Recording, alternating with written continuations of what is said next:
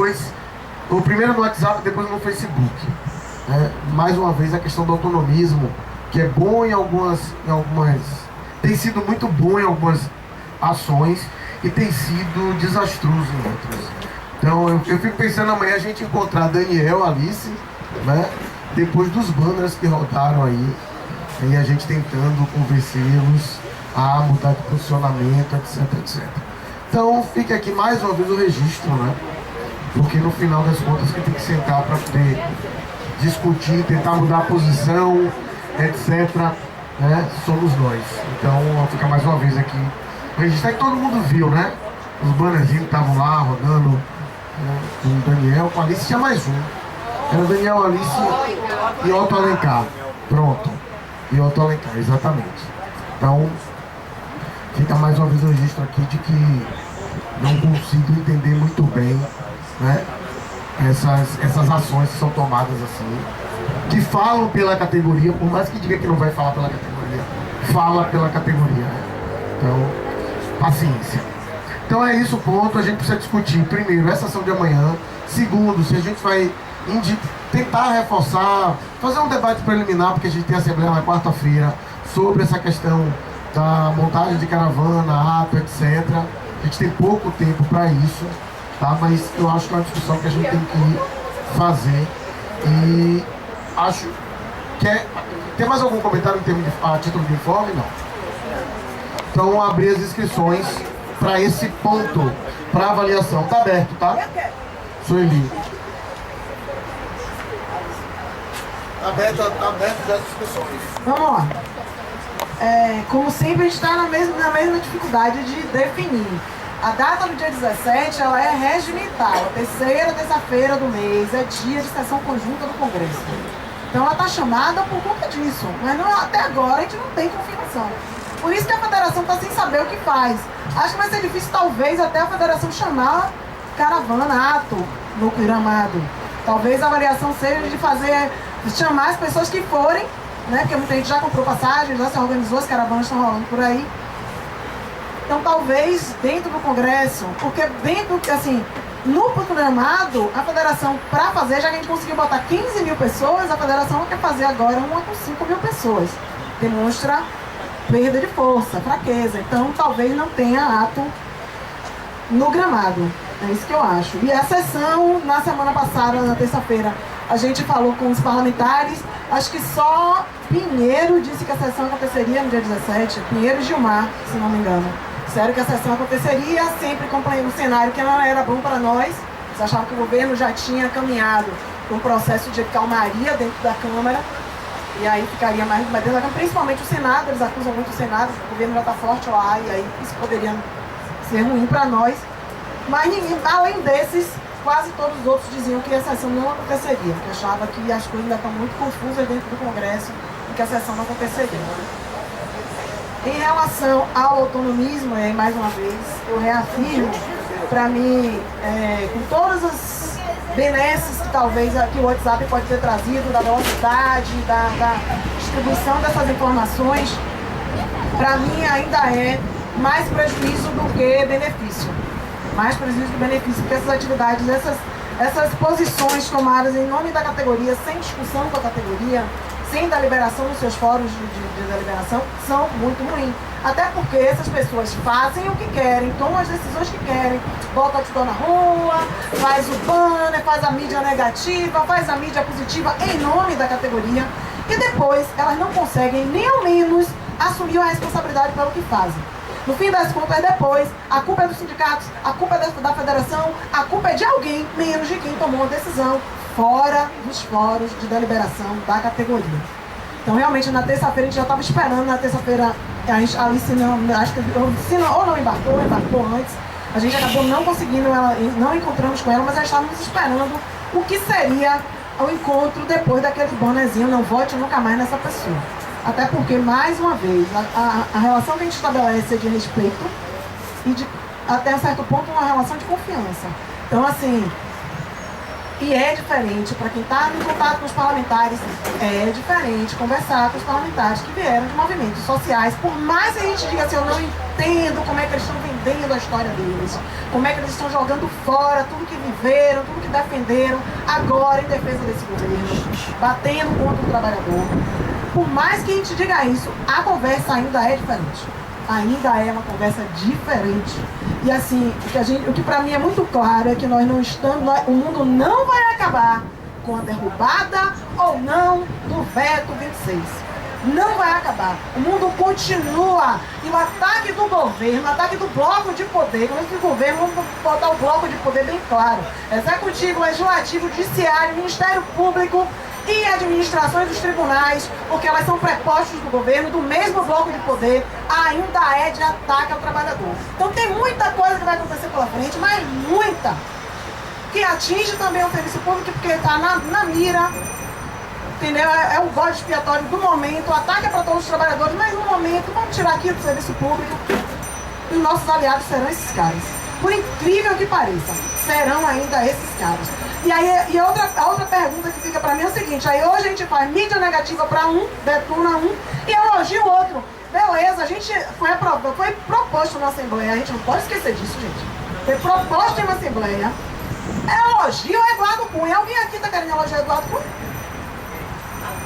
Agora as coisas mudam e mudam muito rápido. Então essa mídia negativa, a mídia positiva com assinatura ninguém quer botar, porque eu acho beleza. O prejuízo existiria, mas seria bem menor se a pessoa que está fazendo a mídia positiva e a mídia negativa assinasse embaixo. Mas ninguém quer isso, quer falar em nome de todo o poder judiciário, da categoria do judiciário. E no fim das contas, e agora? Quando muda, faz o quê? Retira a mídia negativa, retira a mídia positiva, faz, não, hoje a gente se enganou, agora a gente vai elogiar, a gente se enganou, agora a gente vai criticar, meter o pau. Pera aí, gente. Então, sinceramente, juízo na cabeça de todo mundo, a gente tem que pedir que a gente precisa defender a dignidade da nossa categoria, a gente precisa defender política real, sem tomar lá da cá. O tomar lá da cá que a gente critica todo dia, e a gente não pode fazer o mesmo. Obrigado, Sueli. Quem mais?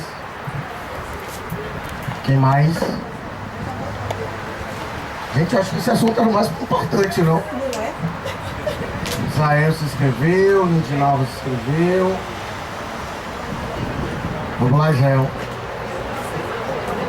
Eu vou me inscrever também. Olha, falta somar a Elisa. Vamos combinar aqui primeiro. Falta todo mundo.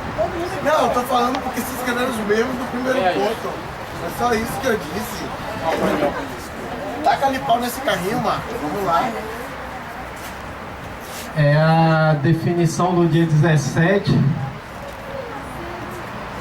É realmente um problema pra gente que, inclusive, já tem passagens compradas, né? O pessoal, todo que vai viajar, já tem passagem de ida e de volta já compradas, né?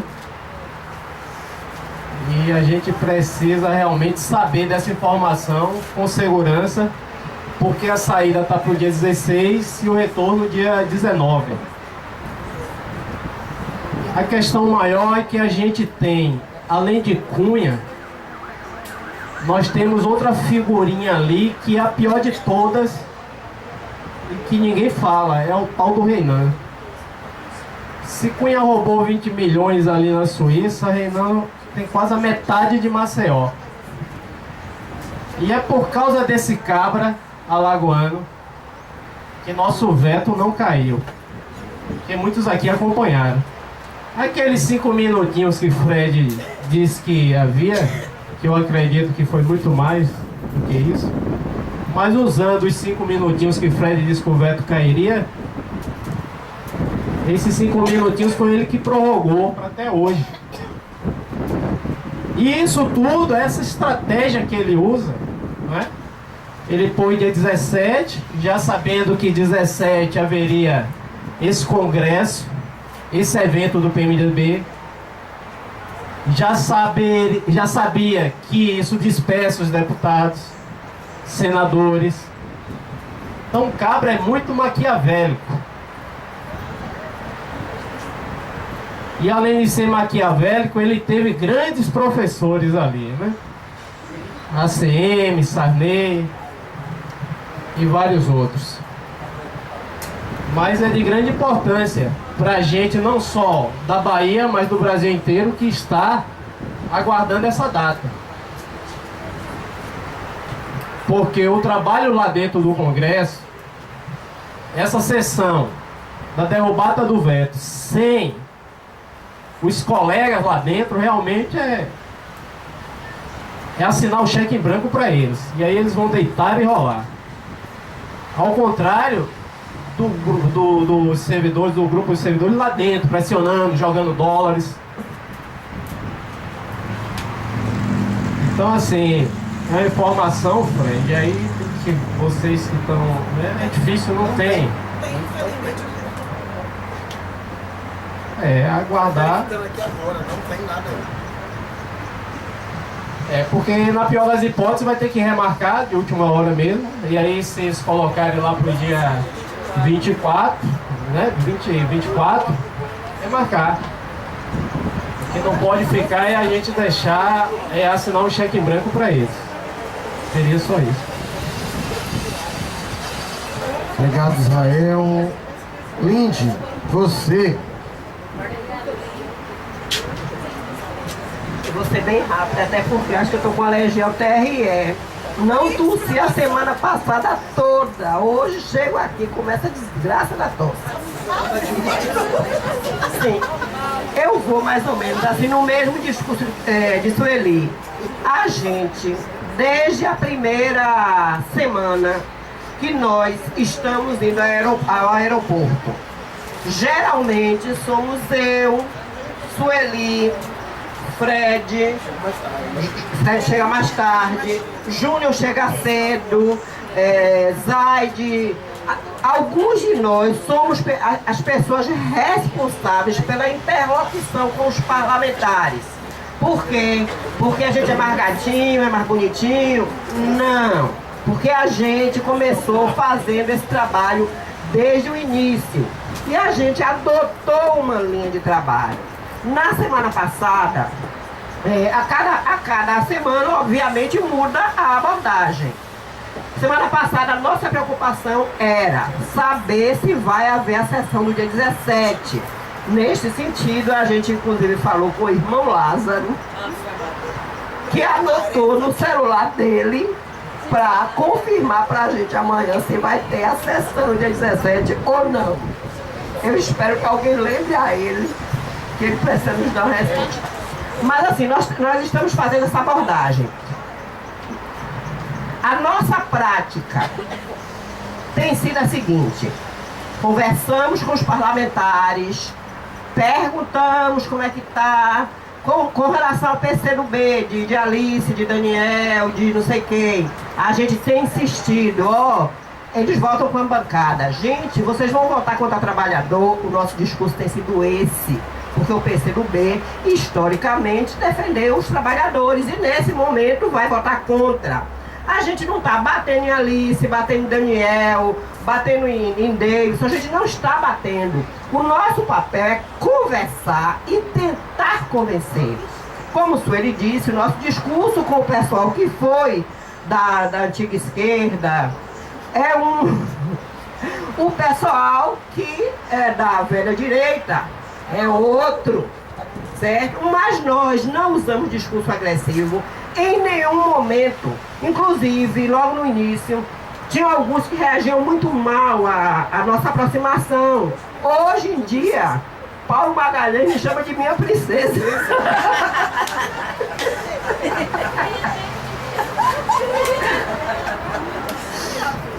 Então assim, a gente ganhou o respeito pela forma como a gente aborda. A gente nunca prometeu voto, nunca prometeu fazer campanha, nunca prometeu nada. Nós estamos lá para quê? Qual é o nosso objetivo? Derrubada do veto.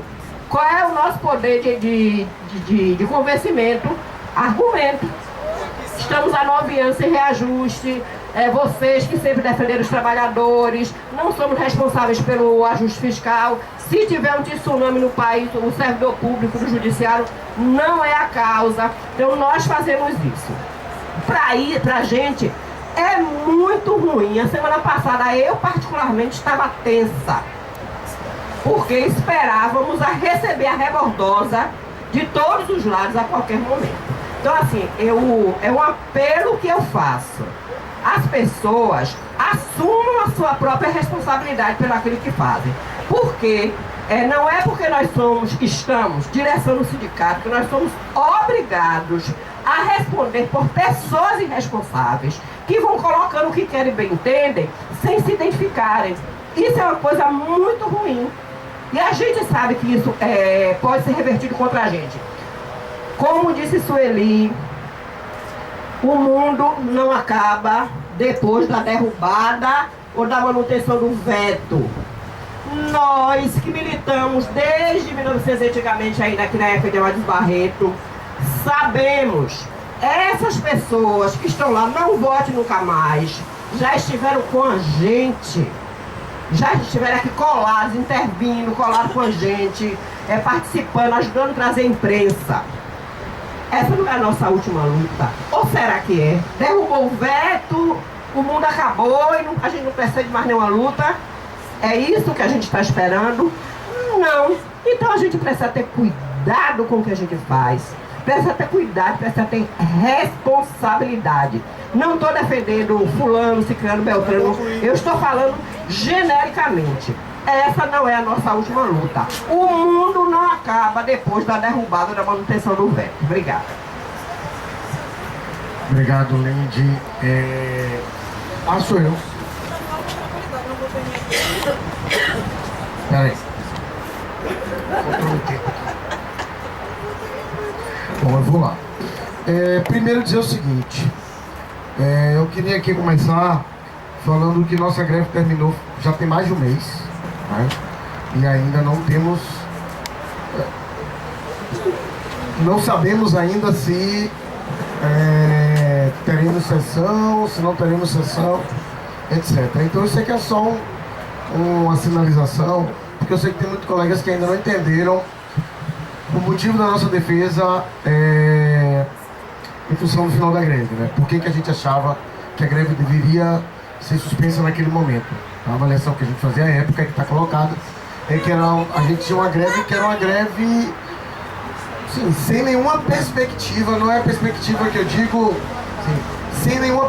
Claro, a greve é por tempo determinado, mas que ficar a dispor dos rumores do Congresso Nacional, daquele balcão de negócios, que é o Congresso Nacional, era algo que era complicado para a gente, que já veio de um processo de greve de mais de 100 dias. Tá? Então isso é um ponto que eu queria chamar a atenção. O outro ponto que eu quero chamar a atenção é o seguinte: isso não quer dizer que a gente, de fato, quando a gente fala em manter mobilização, a gente acha importante, porque pode ser necessária a retomada em algum momento. Tá? A gente não sabe exatamente se será possível ou não. Né? Eu acho que o cenário é muito mais difícil, volto a dizer. Para vocês terem noção, as categorias, os servidores federais já tiveram desdobramento das greves, tá? Exceto os setores que de fato não vieram para a luta por algum outro motivo, tá? Então a gente não sabe o que vai acontecer, mas a gente tem que estar aguardando os desdobramentos, tá? Esse é um outro ponto. Agora, com relação ao imediato, né, eu acho que a gente tem que se preparar sim, com a perspectiva de alguma... Eu não sei, eu acho que talvez de fato aconteça o ato nacional. Eu vou discordar um pouco disso, tá? Eu acho que talvez aconteça o ato nacional. Eu acho que talvez não seja um ato forte, né? E não sei se isso é bom. Mas, em função, inclusive, da perspectiva de já ter vários estados que venham se preparando, né? A gente sabe que tem muita gente que está com passagem comprada, etc, etc.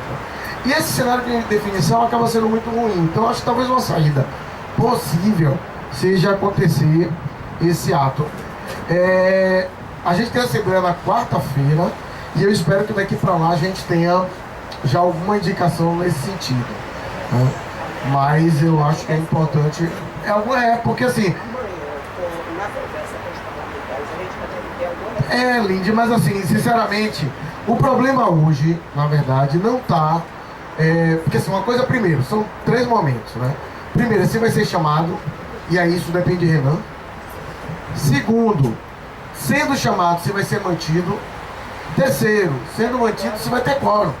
São 3 problemas. E eu acho que assim, o mais imprevisível agora, na verdade, de fato é o posicionamento do Renan. Tá? Para mim é o mais difícil de avaliar. Né? Não sei, acho que está bem complicado de fato a situação, mas eu acho que é importante que a gente se prepare para ter. Por mais que um parlamentar diga assim, ó, vai ter, não pode dar essa garantia. Né? O que eu sei é que hoje a mesa diretora do Senado afirma que está mantido. Se isso é verdade ou não, outra história. Já teve mantido várias outras vezes. Tá? Já várias outras vezes já teve mantido. Tá? Já chegou a ser 2 vezes, né? Começar a acontecer e tudo mais. Então isso enfim. Mas eu acho que a gente tem que trabalhar com essa perspectiva.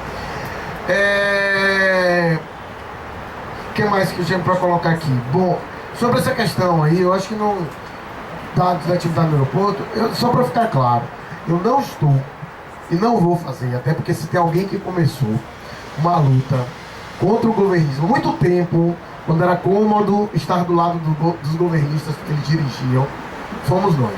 Então, quando a gente está falando aqui sobre essa questão da necessidade de se manter, né, é baseado só numa coisa, gente. Eu acho que existe um conceito errado na categoria em relação à questão. Não, porque assim, eu não estou fazendo defesa de Alice, para ser bem direto. Não é isso. Vou concluir. Eu só acho o seguinte: a gente tem que saber que a possibilidade da gente disputar posição com esses setores tem que ser agindo de forma diferente. Né? Para ser bem claro, eu tenho ouvido, né, de uma colega que entende muito de política dizer o seguinte: isso é política, isso é política, isso é política. Se a nossa disputa vai estar no mesmo nível, a gente está numa desvantagem enorme. Tá? Tem uma frase que eu não vou concordar, nem discordar, etc. Mas tem uma frase muito interessante sobre isso, eu vou concluir isso, você está me olhando, que é, acho que do Padilha, que ele diz assim, ele se referindo a Lula, né? Eu não estou aqui para fazer, não é o conteúdo da frase, mas é esse formato. Diz o seguinte: olha, se você for entrar em disputa ele usa o termo de malandro de bar com Lula, você já perdeu, porque ele é malandro de bar. Então, se a gente quer fazer a política no nível desses caras, na base da chantagem, etc., a gente tá na merda, bro. Porque a gente vai gastar uma grana enorme para fazer uma sessão de TV e os caras vão poder falar livremente na tribuna do Senado, no Jornal Nacional, etc., detonando a gente. Então é de uma ingenuidade e de se achar esperto que me deixa assustado. Se a ideia é fazer disputa, né, na base da mídia, né, jogando as pessoas, para com isso. Nós somos 120 mil famílias no Brasil. Tá? Eu acho que a única unidade da federação que nós individualmente teríamos condições de eleger alguém seria Brasília. Por quê? Porque é desse tamanho. Mas não foi só com o servidor do judiciário, não, é que você se engana. O Policarpo é presidente do PTDF. Ele tem uma máquina grande apoiando ele. Tem setores que não são setores do judiciário que apoiam ele. Não é isso. Tanto é que ele continua suplente, apesar de todo o desgaste que ele tem na base do judiciário. Certo? Então, a gente precisa, se é para ser inteligente, é dizer o seguinte: a nossa forma de agir, ela não pode se resumir ao tomar lá da cá, porque a gente não tem o que oferecer. Não tem. Não tem. Eu vou dizer, não, a gente vai fazer isso, aquilo, aquilo outro. Tá, beleza. Bota na cabeça, pessoal. É pressão, é jogar a contradição de um em cima do outro. É tentar surfar em cima da crise política. É isso. Porque se a gente fosse igualar, a gente vai ser derrotado. Nós não temos cacife para esse tipo de jogo que a gente está se propondo a fazer. É simples. É simples. Paciência. Então era essa linha que eu queria trazer, né, insistindo aqui que eu acho que a gente tem que se preparar para uma eventual caravana e fazer uma discussão aí mais profunda. Eu queria ouvir principalmente os colegas que estão se dispondo aí, etc., sobre essa questão de uma proposta de caravana ou de chamada de... se até a gente tenta incidir para uma chamada de ato junto à federação, tá? Esse é um ponto que a gente tem que trazer. Não, mas aí é que tá. Se não tem, o senhor está falando aqui sobre parada nesses 4 dias. Eu acho que ela só faz sentido se a gente tiver caravana, etc. Ato nacional. Se não, aí não faz sentido, né? Bem.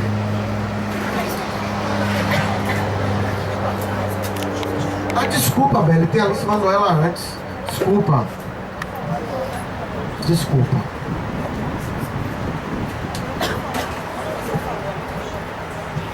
Pessoal, boa tarde. Eu vou pedir licença a vocês para ler uma carta, um texto que o pessoal de São Paulo, Distrito Federal, elaborou para tentar esclarecer a situação para os colegas que estão ainda um pouco afastados do movimento e informar de tudo que está acontecendo nesses dias que a gente saiu da greve. Caros colegas de trabalho, técnicos, analistas, cargos comissionados, chefes de setor, assistentes, diretores de varas. Temos algo importante para dizer a vocês. O veto 26 vai ser derrubado. Isso mesmo, o veto 26, por meio do qual o governo federal pretende consolidar uma década de arroxo em nossos salários, está com os dias contados. Você, colega, deve estar se perguntando neste momento por que e baseado em que estamos afirmando algo tão esperado e sonhado pela categoria, mas que às vezes parece quase impossível de acontecer. Entendemos. Realmente, é difícil acreditar numa vitória após ter visto o governo federal movendo meio mundo contra nós, fazendo negociatas com políticos em troca de apoio, loteando ministérios, liberando verbas e adiando sessões do Congresso para evitar sua derrota nessa questão. Além disso, Lewandowski, Janot e a mídia estão todos contra nós, mentindo, enganando e sabotando nossa luta com corte de pontos, ameaças e notícias falsas. Só que o cansaço, o desestímulo e a rotina de trabalho, boa parte acumulados pelos dias de greve, impediram que você percebesse que a nossa luta continuou após o adiamento da última sessão do Congresso do dia 7 de outubro de 2015 para novembro. O governo cometeu um erro grave. Sem querer, deu-nos o tempo que precisávamos para elevar nossa luta a nível jamais visto. Eles, nossos adversários, subestimaram nossa inteligência e capacidade de reinventar a luta, de criar novos caminhos e de surpreender de forma extraordinária. Centenas de colegas, servidores do Judiciário Federal e do MPU, têm criado, tido iniciativas e ideias fantásticas que você precisa saber. Primeira, mais de 20 ônibus e centenas de carros, hoje, circulam em Brasília com a propaganda pela derrubada do veto 26. Várias cidades no Brasil já fizeram o mesmo. Dezenas de outdoors já estão em várias localidades no estado do Acre, Alagoas, Bahia, Ceará, Mato Grosso e Rondônia. Foram realizadas em vários estados visitas a vereadores, prefeitos e deputados estaduais. Conseguimos com isso dezenas de moções de apoio que foram encaminhadas à bancada federal. Também foram realizadas sessões de apoio com pronunciamento de servidores em tribunas de assembleias legislativas e câmaras de vereadores. Outro sim, o trabalho nas redes sociais continua bastante intenso. Facebook, Instagram, Twitter, WhatsApp, como meio de acesso a nossos parlamentares, com curtidas, comentários, mensagens de agradecimento, apelos de apoio. Temos agora um aplicativo para celular que vai guardar no bolso de cada um de nós os votos da sessão do veto. O site www.fazendojustiça.com.br está com milhares de acessos diários. Vários dos nossos sindicatos e a FENAJUF continuam atuando firmes pelo PLC 28. O projeto cultural e de memória da luta pela derrubada do veto 26, que não foi adotado aqui, impressiona cada vez mais parlamentares, partidos e a imprensa por sua ousadia e conteúdo inédito. O recado é claro: evoluímos como categoria e não esqueceremos nossa história de luta, muito menos o voto de cada parlamentar e partido a respeito do veto 26. Na última semana, consolidamos vários votos de parlamentares e, muito importante, Inúmeros indecisos passaram a declarar apoio à nossa causa, inclusive gravando vídeos de apoio. Marchamos para a vitória, mas precisamos de reforço. O inimigo é poderoso, ardiloso e tudo fará para impedir nossos direitos. No entanto, prezados colegas, como em toda guerra, há colegas que estão lutando desde o início e precisam da ajuda de outros que ainda não puderam ou não souberam como ajudar. Seja você aquele que irá engrossar o nosso fronte. Você pode realizar quaisquer das diversas tarefas que estamos realizando, pois sim, a nossa luta não se resume à visita a parlamentares. Contamos com muitas frentes de trabalho.